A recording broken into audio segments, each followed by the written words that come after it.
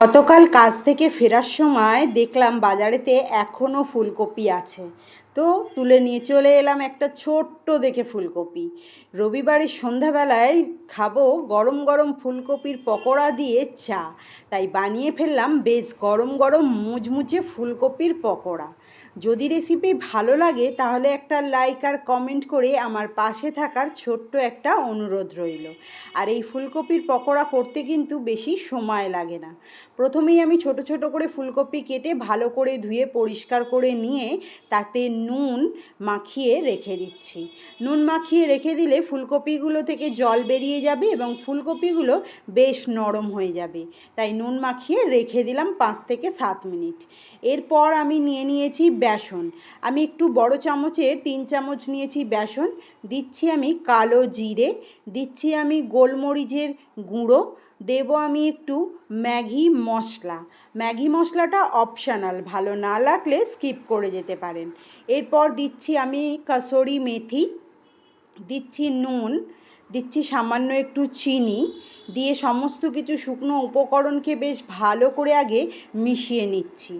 এরপর আমি দিয়ে দিচ্ছি জল আর দেব সামান্য একটুখানি খাবার সোডা, দিয়ে আমি এইটাকে ঘন করে একটা ব্যাটার তৈরি করে নেব। একদম বেশি পাতলা না আর খুব বেশি ঘন মোটাও না, তাই একদম মিডিয়াম যেরকম হয় ঠিক সেরকমভাবে, যেরকম আমরা চপ ভাজি ঠিক সেরকমভাবেই আমরা ব্যাটারটাকে তৈরি করে নিলাম। ঠিক এই রকম বেশ ভালোভাবে তৈরি হয়ে গেলে আমি কড়াই সর্ষের তেল খুব ভালো করে গরম করে নিয়েছি। এরপর ফুলকপিগুলোকে এই ব্যাটারের মধ্যে ডুবিয়ে ডুবিয়ে কোট করে আমি ছেড়ে দেব তেলের মধ্যে।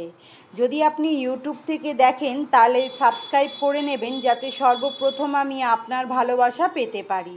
যদি আপনি ফেসবুক থেকে দেখেন তাহলে ফলো করে নেবেন, সর্বপ্রথম আপনার ভালোবাসা যাতে আমি পেতে পারি। তো ফুলকপিগুলোকে আমি ব্যাটারে ডুবিয়ে ডুবিয়ে গরম তেলের মধ্যে দিয়ে দিচ্ছি। আমি হাই ফ্লেমে তেল ভালো করে গরম করে নিয়ে এখন লো টু মিডিয়াম ফ্লেমেতে আমি এই ফুলকপির পকোড়াগুলো ভাজছি।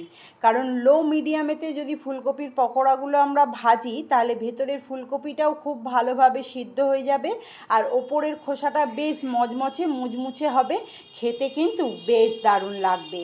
বাড়িতে একবার চায়ের সঙ্গে এরকমভাবে বানিয়ে দেখুন। যদি ফুলকপি ভালো না লাগে তাহলে আলু দিয়েও কিন্তু বানাতে পারেন, সেক্ষেত্রে আলুগুলো একটু পাতলা করে কাটতে হবে। দারুণ স্বাদের হয় এই ফুলকপি বা আলুর পকোড়া। সন্ধেবেলা চায়ের আড্ডা কিন্তু দারুণ জমে যায়।